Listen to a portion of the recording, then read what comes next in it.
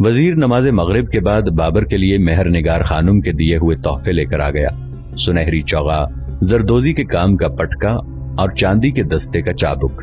چوغا بابر کی صحتیابی پر اظہار مسرت کی علامت تھا، پٹکا اس خواہش کا آئینہ دار تھا کہ بابر کی قوت اور عظمت میں اضافہ ہو، لیکن چابک شاید اس لیے بھیجا گیا تھا کہ وہ آج دن بھر گھڑ سواری کرتا رہا تھا، یا شاید اس کا کوئی اور مفہوم تھا، شاید یہ کہ وہ تیزی سے گھوڑا دوڑاتا ہوا اندجان پہنچے اور دشمنوں کو نیست و نابود کر دے۔ ان تحائف سے بابر کا دل باغ باغ ہو اٹھا۔ اگلے روز ان دونوں کو ایک دوسرے سے جدا ہونا تھا۔ وہ اس مقام پر پہنچنے والے تھے جہاں سے تاشقند کا راستہ شمال کی جانب مڑ جاتا تھا۔ خالہ کے واسطے بھی جواباً کچھ تحائف کا بھیجا جانا ضروری تھا، لیکن سوال یہ تھا کہ کون سی چیزیں بھیجی جائیں۔ راستے میں ایسے تحائف کہاں مل سکتے تھے جو خواتین کو پسند آتے؟ چاروں طرف بے کراں صحرا پھیلا ہوا تھا۔ قاسم بیگ نے ہمیشہ کی طرح اس موقع پر بھی ذہانت سے کام لیا اور اشرفیوں سے بھری ہوئی چاندی کی تشتری بھیجنے کی تجویز پیش کی۔ بابر نے اس تجویز کو کچھ اور بھی وسعت دے دی۔ اشرفیوں سے بھری ہوئی تشتری اس گھوڑا گاڑی میں رکھ کر بھیجی جائے جس پر وہ سفر کرتا رہا تھا، تاکہ گاڑی بھی تحفہ ہی تصور کی جائے۔ لیکن حکمراں کل کو گاڑی کی ضرورت پڑ گئی تو؟ مجھے پاک پروردگار پر بھروسہ ہے، ضرورت نہیں پڑے گی، اس گاڑی میں خواتین سفر کریں۔ قاسم بیگ نے اس بات کو حکم تصور کرتے ہوئے مزید مخالفت نہ کی۔ اگلے روز صبح ہی صبح دو شاندار گاڑیوں، عرابوں اور اونٹوں پر مشتمل قافلہ مرزا چول ہوتے ہوئے تاشقند جانے کے لیے شمال کی سمت مڑ گیا۔ اس کے ساتھ پہلے سے سفر کرتے ہوئے محافظ دستے کے علاوہ بابر کے لشکر سے منتخب کیے ہوئے 100 سپاہی بھی روانہ کیے گئے۔ جلد ہی یہ قافلہ نگاہوں سے اوجھل ہو گیا۔ لشکر بھی اپنے راستے پر روانہ ہو گیا۔ پھر بھی بابر ایک ٹیلے پر کھڑا دیر تک اپنے لشکر کو نہیں بلکہ شمال کی سمت جاتی ہوئی گاڑیوں کو دیکھتا رہا جو بے کراں صحرا میں غائب ہو گئیں۔ وہ یوں کھڑا ہوا تھا جیسے اپنی منگیتر کو رخصت کر رہا ہو، سفر بخیر کہہ رہا ہو اور اس کے سلسلے میں اپنے قلبی لگاؤ اور احترام کا اظہار کر رہا ہو۔ بابر نے سمرقند میں 100 دن گزارے تھے، لیکن عائشہ بیگم سے ایک بار بھی ملاقات نہیں کی تھی۔ ملاقات میں رسم و رواج کی دیواریں حائل بھی تھیں اور نوجوانی کا شرمیلا پن بھی۔ اس وقت ٹیلے پر کھڑے کھڑے اسے اپنی اس غزل کا خیال آ گیا جسے اس نے بستان سرائے محل میں کہنا شروع کیا تھا۔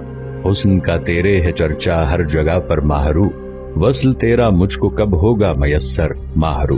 پھر وہ گھوڑے پر سفر کرتے ہوئے اس غزل کے مزید اشعار کہنے کی کوشش کرتا رہا۔ سر نہ پہنچا تیرے زانوں تک تو جاؤں گا چلا، جائے گا لے کر جہاں مجھ کو مقدر ماہرو۔ قوش ٹیگرمان مقام پر جہاں رات بسر کرنے کے لیے لشکر نے اگلا پڑاؤ ڈالا، بابر نے اس شعر کو جس نے اسے تڑپا دیا تھا کاغذ پر لکھ لیا اور طے کیا کہ غزل کا آخری شعر یہی ہوگا۔ بیچ کے 3-4 اشعار کو اس نے بعد میں نسبتاً پرسکون لمحات میں تخلیق کرنے کا فیصلہ کیا۔ ہاں، اندجان کے محیب واقعات بابر سے قریب تر آ رہے تھے۔ طاہر ان کی خبریں لیے ہوئے چلا آ رہا تھا۔ بابر کے لشکر نے جب دریائے نو کو پار کیا تو طاہر قوقند سے آگے بڑھ کر درویش ریگستان میں داخل ہو رہا۔ لشکر کے 6 راتوں کے پڑاؤ کے بعد 7ویں دن خوجند کے قریب اس کے سامنے کے رخ سے مشکی گھوڑے پر سوار طاہر آتا دکھائی دیا، جو غبار سے بالکل سیاہ اور تھکن کے مارے اپنی پرچھائی ہو کر رہ گیا تھا۔ آپ سمرقند سے کیوں روانہ ہو گئے عالم پناہ؟ قاصد نے روتے چلاتے ہوئے کہا۔ اندجان پر دشمن کے قبضے اور شہر کی دفاعی انتظامات کی ذمہ داروں کی غداری کی خبر سے بابر کو سخت صدمہ پہنچا۔ اسے لگا جیسے دنیا کی بنیادیں ہل اٹھیں، زمین و آسمان یوں کانپ اٹھے جیسے زلزلہ آ گیا اور بائیں جانب بہتا ہوا سر دریا اپنے کناروں کو توڑ کر دور دور تک طغیانی لے آیا۔ دریا کے اس پار خوجند پہاڑیاں نظر آ رہی تھیں۔ کتنی دور تھا اندجان وہاں سے، کتنی دور، اور سمرقند بھی کتنی دور پیچھے چھوٹ گیا تھا۔ ظالم قسمت بابر کو فریب دے کر یہاں لے آئی تھی اور اس نے اپنے ایک ہی وار سے اسے اندجان سے بھی محروم کر دیا تھا اور سمرقند سے بھی۔ اسے زمین اور آسمان کے درمیان معلق دیکھ کر اندجان میں اس پر غدار تنبل ہنس رہا تھا، سمرقند میں خوش قسمت سلطان علی ہنس رہا تھا اور ترکستان میں اپنے لشکر کو اکٹھا کرتا ہوا شیبانی خان۔ وہ سب ہنس ہنس کر اس کا مذاق اڑا رہے تھے۔ بھولا بچہ کہیں کا، یہ انہی کے زوردار قہقہے تھے جو چاروں طرف فضاؤں میں گونج رہے تھے۔ طاہر نے علی دوست بیگ کی غداری اور خواجہ عبداللہ کو بابر سے وفاداری کی بنا پر خاقان دروازے کے شہتیر سے لٹکا کر پھانسی دیے جانے کی تفصیلات بھی بتائیں۔ بابر اس سب کو برداشت نہ کر سکا اور اپنے گھوڑے کو چابک رسید کر کے سرپٹ دوڑانے لگا۔ اسے خود بھی نہیں معلوم تھا کہ وہ کہاں جا رہا ہے۔ گھوڑا جو صبح سے پیاسا تھا तेजी से दौड़ता हुआ उसे दरिया के खड़े कराड़े तक ले आया। अचानक बाबर को याद आ गया कि उसके वालिद का इंतकाल कराड़े के कट कर दरिया में गिर जाने से हुआ था, और उसे लगा कि वो बुलंद किनारा भी जिस पर वो खड़ा हुआ था दफातन कटकर बहाव में गिरने लगा। बाबर ने घबराकर तुंदोतेज दरिया के किनारे से घोड़े को पीछे हटाया, लेकिन इतने में पहाड़ियां उसकी निगाहों के सामने कांपने और अपनी जगह से खिसकने सी लगी। वो भी यके बाद दीगरे किसी गार में गिरने सी लगी। बाबर घोड़े की गर्दन से लिपट कर रोने लगा, फूट फूट कर रोने लगा और उसके शाने हिलने लगे। कुछ देर तक वो तन्हा ही रहा। फिर कासिम बेग सिन रसीदा तबीब को साथ लिए उसके पास पहुंच गया। कासिम बेग ने आंसू बहाए बगैर लेकिन बड़े मगमूम मलूल लहजे में कहा, शाह आली, हम सब पर मसाइब के पहाड़ टूट पड़े। मेरे घर में जो कुछ भी था लूट लिया गया। मेरे लखते जिगर को बुरी तरह जख्मी कर दिया गया। बाबर ने सर उठाया, चेहरा अब भी आंसुओं से तर था। तबीब उसकी पीठ सहलाने लगा। आप इतने गमजदा ना हो हुक्मरान। कासिद ने हमें बताया है कि खुदा के फजलो करम से आपकी वालिदा साहिबा और हमशीरा सही सलामत है। नाजरीन, आगे बढ़ने से पहले कमेंट सेक्शन में हमें अपनी आरा से जरूर आगाह कीजिएगा कि आपको हमारी ये सीरीज कैसी लग रही है। आइंदा आने वाली इक़्साद से बाखबर रहने के लिए हमारे चैनल को सब्सक्राइब कर लें और साथ मौजूद बेल आइकॉन को जरूर क्लिक कर लें। शुक्रिया। आप जिंदा और तंदुरुस्त रहेंगे तो दोबारा सब कुछ हासिल कर लेंगे। आपको अपना ख्याल करना चाहिए, खुदा न खास्ता दोबारा तबीयत नासाज न हो जाए। बाबर जैसे कुछ सुन ही नहीं रहा था। उसे लगा जैसे वो अपने महबूब उस्ताद को फांसी पर लटका हुआ देख रहा हो, और एक बार फिर उसकी आंखों से अश्क जारी हो गए। हाय मेरे मोहतरम पीर, मुझे इस दुनिया में किसके सहारे छोड़कर आप चल बसे। ऐसे फरिश्ता सिफत इंसान को उन लोगों ने फांसी पर लटका दिया। मुझे उनसे अपने उस्ताद का इंतकाम लेना होगा, इंतकाम लेना होगा। अब कहीं जाकर तबीब को ख्याल आया कि बाबर कितनी सफाई से बोल रहा है, जरा भी तो हकला नहीं रहा है। कसम खाता हूं कि आखिरी दम तक लड़ता रहूंगा। उसके चेहरे पर कभी जर्दी छा जाती थी, कभी सुर्खी, लेकिन उसके मुंह से हर लफ्ज बहुत वाज़े तौर पर निकल रहा था। इंतकाम लूंगा, हम लोग लड़ेंगे। दस्तों को इकट्ठा करके उन्हें बता दीजिए हम कूच कर रहे हैं, अंदजान चलो। और बाबर अपने घोड़े का रुख तेजी के साथ मोड़कर लश्कर के पास चला गया। बाबर ने मुर्गिलान और औश पर कब्जा कर लिया। अहमद तंबल अंदजान के नजदीक अपनी शिकस्त फाश के बाद बचे कुचे लश्करियों के साथ शहर के किले में जा छुपा। लेकिन इन फतुहात के नशे में बाबर के बेगों ने एहतियात और चौकसी को बालाए ताक रख दिया। एक बार बाबर के कुछ दस्तों ने खाकान नाले के करीब पड़ाव डाला और अपनी हिफाजत के लिए पहरे का ख्याल न रखा। अलसबा दुश्मन इस पड़ाव पर टूट पड़ा। सोते हुए लोग बौखला कर उठे और जिसका पांव जिधर पड़ा उधर भाग खड़ा हुआ। भाग खड़े होने वालों में गश्त के लिए जवाबदेह बेग भी शामिल था। बाबर को ये लोग मुहाफिजीन के बगैर ही छोड़ गए। उसके पास बमुश्किल 10 ही सिपाही रह गए। बाबर उछलकर घोड़े पर सवार हो गया। उस वक्त तंबल की आगे बढ़ती हुई फौज के हरावल के तीरंदाज बाबर के भागते हुए लश्करियों पर तीर बरसा रहे थे। बाबर ने ये अंदाजा लगाकर कि उसके मुकाबले पर आए हुए दुश्मनों की तादाद कम है, घोड़े को एड़ लगाई और अपने 10 सिपाहियों के साथ तीरंदाजों पर धावा बोल दिया। तीरंदाज मगलूब होकर भाग खड़े हुए। बाबर उनका ताक़ुब करता हुआ दूर तक निकल गया और तब अचानक उसकी नजर दुश्मनों के एक काफी बड़े दस्ते पर पड़ी। घुड़सवार दरख्तों के झुंड से निकलकर उसके रास्ते को काटते हुए घोड़ों को सर पर दौड़ाते हुए बढ़ते चले आ रहे थे। अहमद तंबल, जो आफ्ताबे शहर की शुआओं में वाज़े तौर पर नजर आ रहा था, आगे आगे था। जिस्म पर जिरा थी और हाथ में सिपर। बाबर ने लगाम खींचकर अपने घोड़े को रोका और मुड़कर देखा कि खुद उसके साथ कौन कौन है। ताहिर समेत सिर्फ 3 सिपाही रह गए थे। बाकी लोग दुश्मन के तंग होते हुए शिकंजे से भाग निकलने के लिए पीछे की तरफ मुड़ गए थे। बाबर उजलत से काम लेता तो शायद वो भी दुश्मनों के घेरे से निकल जाता, लेकिन पीठ दिखाकर भाग खड़े होना उसके लिए मुमकिन न था। वो तो उस अय्यार गद्दार अहमद तंबल का सामना करना चाहता था जिसने उसको इतने मसाइब से दो चार कर दिया था। उसने लगाम छोड़कर तेजी और मुस्तादी से मुकाबले के लिए कमान तैयार की और तीर को तांत पर रखा। इस असना में अहमद तंबल ने घोड़ा दौड़ाते दौड़ाते ही तलवार न्याम से निकाल ली। बाबर ने तंबल के हिजान से सुर्ख चेहरे पर भेंगी आंखों के दरमियान नाक के बांसे का निशाना लगाकर तीर चलाया, जो जाकर उसके खुद के छज्जे पर लगा। निशाना बिल्कुल दुरुस्त था, लेकिन खुद की धात तीर की नोक से ज्यादा मजबूत साबित हुई। बाबर को दूसरा तीर चलाने का भी मौका मिल गया। इस बार उसने तंबल के गर्दन का निशाना लगाया था, क्योंकि जिरा और खुद पहने फौजी का चेहरा और गर्दन ही कुछ कुछ खुले रहते थे। तंबल सिपर से दिफा करने में कामयाब हो गया। तीर सिपर से टकराकर अलग जा गिरा। इतने में तंबल के घोड़े दौड़ाते हुए सिपाही उस पर तीर चलाने लगे और एक तीर उसकी लॉन्ग बूट के ऊपरी हिस्से को चीरता हुआ घुटने से जरा नीचे पिंडली में आने लगा। तंबल बाबर के बिल्कुल करीब पहुंच चुका था और उसकी दाएं हाथ में तलवार चमक रही थी। वही तलवार है, बाबर ने पैर में फैलते तेज दर्द को महसूस करते हुए सोचा। वही ओश में उसकी दी हुई तिलाई दस्ते वाली बगदादी तलवार। तो अब तंबल इसी तलवार से उसे हलाक कर देगा जिसका कभी उस कमबख्त ने वफादारी के इजहार के तौर पर बोसा लिया था। बाबर का हाथ कमान को, जो अब बेमसरफ हो चुकी थी, दबाए जा रहा था। इस पर अजीब बेहिसी सी तारी हो गई और जाने मफलूज करते हुए दर्द की बिना पर या मौका न मिल सकने के बायस उसे अपनी तलवार न्याम से निकालने का ख्याल ही न आया। दूसरे ही लम्हे वो तिलाई दस्ते वाली तलवार उसके खुद पर पड़ी। बाबर की आंखों तले चिंगारियां सी नाचने लगी, सर में जोरदार बनबनाहट सी हुई और खुद के इस बार को बर्दाश्त कर लेने के बावजूद उसके नीचे से खून बहकर गर्दन तक आ गया। लगता है जूते में भी खून भर गया है। बाबर ने घोड़े पर झुकते हुए कुछ ऐसी बेगानगी के साथ सोचा गोया इस बात का उससे ताल्लुक ही न हो। तंबल ने अपनी फतह पर मसरूर होकर चीखते हुए दोबारा तलवार बुलंद की। ऐन उसी लम्हे पीछे से ताहिर ने बढ़कर भूरे घोड़े की लगाम को पकड़कर झटका और बाबर को पीछे से धक्का दे दिया। बाबर का घोड़ा अपनी जगह से कुछ आगे बढ़ गया। तंबल की तलवार का जोरदार वार बाबर के तरकश पर पड़ा, जिससे तीर और तरकश के तस्मे पूरी तरह कट गए। हुक्मरान, लगाम थामिए, हुक्मरान, लगाम थामिए। ताहिर बाबर के घोड़े को चाबुक मारते हुए चिल्लाया। उम्दा नस्ल के उस घोड़े से ऐसा सख्त बर्ताव शादो नादिर ही किया जाता था। वो आग बगूला होकर हवा से बातें करता हुआ सवार को इस मुसीबत से निकाल ले गया। बाबर ओश वापस लौटा तो लंगड़ा रहा था और उसके सर पर होने वाली बनबनाहट जल्द ही दूर न हो सकी, लेकिन जख्म से ज्यादा उसे वो बेइंसाफी अजियत पहुंचा रही थी जो किस्मत ने उसके साथ की थी। वो सोचता कि जो तलवार उसने अहमद तंबल को तोहफतन दी थी उसी से उसने उस पर वार किया। कैसी सितम जरीफी है ये भी। इसके बावजूद लोग इसरार करते हैं कि दुनिया में सब कुछ पहले से तय होता है। ईमानदार को इंसाफ नसीब होता है और बेईमान को अपने किए की सजा।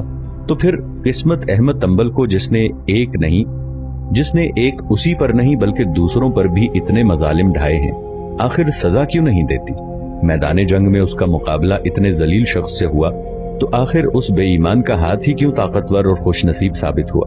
कत्लोग निगार खानुम ने बाबर को तसल्ली देने की कोशिश की। खुदा का शुक्र है मेरे बेटे की जान बच गई। फर्जंदे अजीज, अभी आप सिर्फ 16 साल के ही तो हुए हैं। अहमद तंबल की उम्र तक पहुंचते पहुंचते आप जाने कितनी ही फतूहात हासिल कर लेंगे। इस वक्त हमारा मुल्क इन अकरबा कश जंगों से बुरी तरह तबाह बर्बाद हो चुका है। आपके मामूजान महमूद खान की आप में और मिर्जा जहांगीर में सुलह कराने की ख्वाहिश काबिल सताइश है। आखसी जहांगीर को मिल जाना चाहिए और अंदजान आपको इतनी छोटी सी फरगाना सल्तनत के क्या वाकई 2 टुकड़े कर देने चाहिए। ये तो सारी मावरन नहर को मिलाकर एक किए जाने के बरक्स होगा वालिदा साहिबा।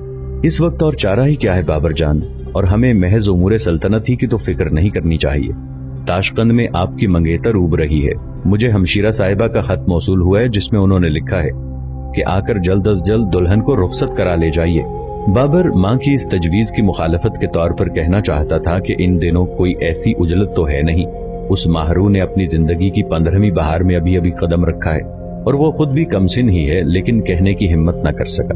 दरअसल उसे खुद भी तो अपनी दुल्हन से, जिसके ख्वाब वो जाने कब से देख रहा था, जल्द अज जल्द मुलाकात का इश्तियाक था। माह जौजा की एक गर्म शाम को अंदजान किले के हरम में कनीजें शानदार खाने तैयार कर रही थीं। बादशाह आखिरकार आयशा बेगम से अपने कमसिन मलिका से मिलने आ रहा था, जो पूरे हफ्ते भर से उस शाम की मुंतजर रही थी। सोने और चांदी की मुख्तलिफ चीजों और रेशमी पर्दों से आरास्ता हरम में फूलदार गालीचे बिछा दिए गए थे। आयशा बेगम की भवों पर लगाया जाने वाला वस्मा अभी खुश्क भी न हो पाया था कि किसी कनीज ने घबराकर चुपके से कहा, तशरीफ ले आए शाम आली। जरी का लिबास पहने हुए बाबर बरामदे में नजर आया। गुज़श्ता 2 बरसों की मुसलसल आजमाइश ने उसे काफी बदल दिया था। शाने चौड़े चकले हो गए थे, जैसे कि 18 साल ताकतवर नौजवान के होने चाहिए। आयशा बेगम, जिसने कोर्निश के जरिए उसका इस्तकबाल किया, उसके सामने खासी पस्ता कद और धान पान सी लग रही थी। उसके सर पर ऊंची ताकी और कानों में मोतियों के आवेजे पतली सी गर्दन की बिना पर बहुत बड़े बड़े से लग रहे थे। कनीजें कोर्निश बजाती लाती हुई उल्टे कदम दरवाजे की तरफ हटने लगी। बाबर को उनमें से कुछ की आंखों में शरारत आमेज चमक नजर आई और उसे कुछ अजीब भोंडापन सा महसूस हुआ। ये तो सच था कि हरम में हुक्मरान के रात बसर करने के इरादे से कनीजों और खादमाओं को पहले से ही मुत्तला कर दिया जाता था, ताकि वो इस सिलसिले में जरूरी तैयारियां कर सकें। پھر بھی بابر کو ایسے لمحات میں وہاں اتنے زیادہ افراد کی موجودگی غیر ضروری محسوس ہوئی۔ تشریف رکھیے حکمراں، اس نے بمشکل ہی سنی جا سکنے والی کانپتی ہوئی آواز میں بابر سے شایع نشان جگہ پر بیٹھنے کی درخواست کی۔ اندرونی کمرے میں باریک پردے کے پیچھے سیج بچھی ہوئی تھی۔ بابر اس جانب دیکھے بغیر نہ رہ سکا، حالانکہ اسے اپنی خواہش پر شرم محسوس ہوئی۔ دسترخوان کے پاس آ کر وہ گدے پر اس طرح بیٹھا کہ پلنگ اسے دکھائی نہ دے، پھر بھی دکھائی دے رہا تھا۔ آخر اس نے اپنی نظریں دسترخوان پر جما دیں اور دھیرے سے پوچھا، کہیے بیگم، آپ کی صحت تو ٹھیک ہے نا؟ خدا کے فضل سے ٹھیک ہوں، آپ کا بہت بہت شکریہ۔ عائشہ بیگم شرماتی لجاتی بابر سے دور دسترخوان کے بالکل کنارے پر بیٹھ گئی۔ تکلیف دہ خاموشی چھا گئی۔ نئی نویلی میں نئی نویلیوں کی ساری صفات موجود تھیں، پر دل اب بھی لڑکیوں کا سا تھا اور شکل و صورت عائشہ بیگم اکثر بیمار رہتی تھی۔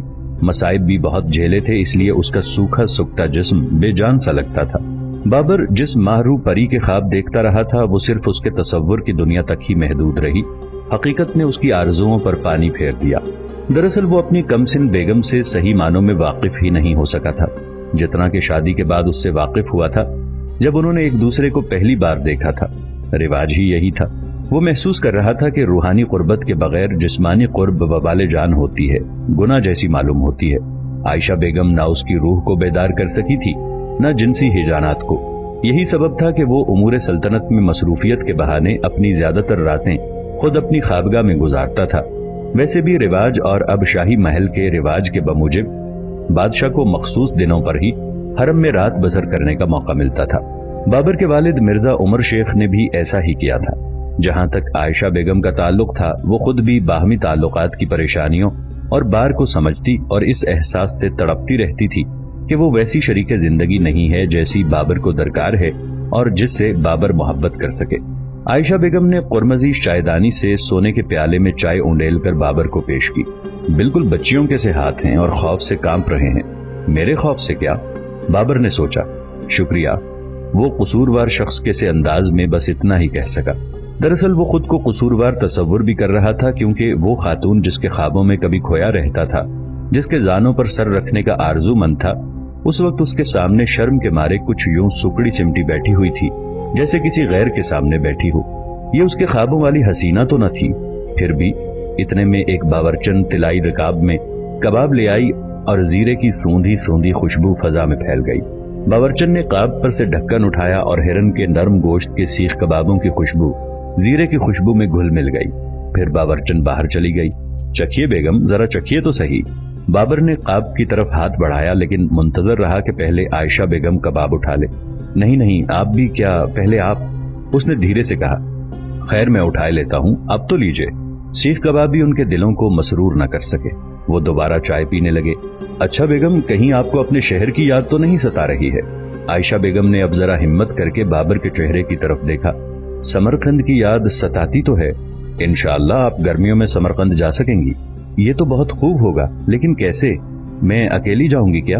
نہیں، خدا کے فضل و کرم سے سمرقند پر قبضہ کر لیں گے اور ہم سب وہاں چلیں گے اور اندجان کس کے قبضے میں رہے گا؟ فی الحال مرزا جہانگیر کے قبضے میں، بابر نے جواب دیا اور فوراً ہی اداس ہو گیا۔ عائشہ بیگم کچھ بھی نہ سمجھ سکی اور اس نے حیرت سے نظریں اٹھائیں۔ اندجان کو فتح کرنے تک مرزا بابر نے کچھ کم مصائب برداشت کیے تھے کیا؟ اور اب وہ، عائشہ نے سوچا، خود اپنی مرضی ہی سے اندجان کو چھوڑ دینا چاہتے ہیں۔ سمرقند کی یاد تو مجھے ضرور ستاتی ہے، وہ بولی، لیکن میں یہاں آپ کی والدہ محترمہ کے ساتھ رہنا بہتر تصور کرتی ہوں۔ وہ اس طرح صاف صاف باتیں کرنے لگی تو بابر کو اس کا چہرہ دلکش معلوم ہونے لگا۔ جی ہاں، اور آپ سے میں یہ التجا کر رہی ہوں میرے سرتاج۔ عائشہ بیگم نے دھیرے دھیرے جوش میں آتے ہوئے بات جاری رکھی، کہنے لگی، جانے کتنی ہی پریشانیاں تو آپ جھیل چکے ہیں اور جنگ کے بغیر سمرقند کے دروازے کھلنے سے رہے۔ آپ اپنا خیال کیجئے، اب اور جنگ چھیڑنے نہ جائیے، التجا کر رہی ہوں۔ ہم آج جن حالات میں جی رہے ہیں وہ میرے اور آپ کے لائق ہیں کیا؟ یہ آپ کیوں فرما رہے ہیں؟ آخر آپ اپنے ملک میں مقیم اور یہاں کے حکمران ہیں۔ بابر طنزیہ انداز میں مسکرایا۔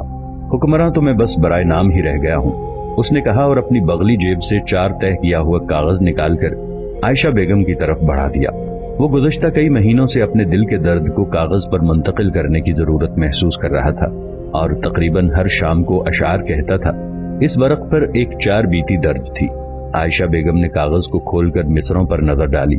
تخت سے چمٹے ہیں ان کا آسرا کچھ بھی نہیں، ہائے دنیا اب تو قانون وفا کچھ بھی نہیں، بن جا مفلس بیگ تو بابر کے بہتر ہوگا یہ، ایک تاج اور شاہ دو اس سے برا کچھ بھی نہیں۔